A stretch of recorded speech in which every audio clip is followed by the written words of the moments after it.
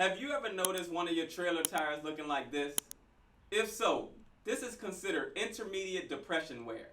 From appearance, you will see one or more interior ribs that's not the center, worn below the adjacent ribs around the tire circumference. This is usually caused by worn suspension components, mismatched dual diameter or inflation pressures, underinflation, and improper bearing adjustments. This condition is aggravated by high speeds and light loads. The corrective action for this is to diagnose any mechanical conditions and correct. In this case, you can continue running until legal minimum tread depth is reached, then retread or replace the tire.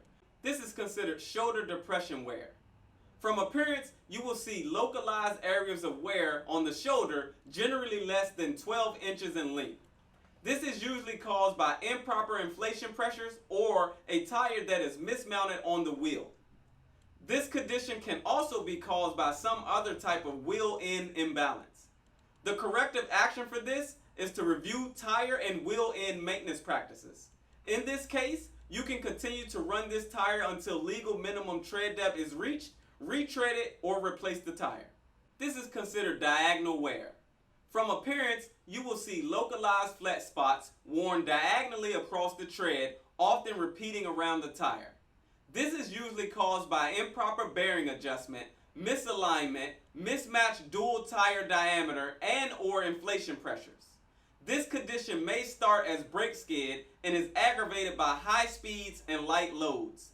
The corrective action is to analyze the cause and correct. In this case, you can reverse the direction of rotation. However, if excessive, you can retread or replace the tire. This is considered cupping or scallop wear.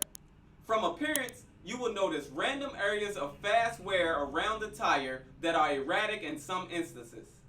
This is usually caused by mismatched inflation pressures or tire diameters in a dual assembly and is aggravated by high speeds, light loads, and poorly maintained suspension components. The corrective action for this is to check for worn components, inflation pressures, and matching tread depths. In this case, you can continue to run this tire until the legal minimum tread depth is reached, retread it, or replace the tire. This is considered brake skid damage. From appearance, you will see a localized spot of excessive wear across the tread face showing abrasion marks, and the damage may extend into the casing. This is usually caused by new brakes that are not worn in, an unbalanced brake system, frozen brake lines, or driver abuse. The corrective action for this is to check the brake system. In this case, you can retread if casing is undamaged. Otherwise, we recommend that you replace the tire. This is considered shoulder step wear. From appearance, you will notice that the tire is worn on the edge of one shoulder, greater than 12 inches in circumference. This is usually caused by excessive camber, misaligned or damaged axle, or improper bearing adjustments. The corrective action is to diagnose any misalignment or mechanical condition and correct.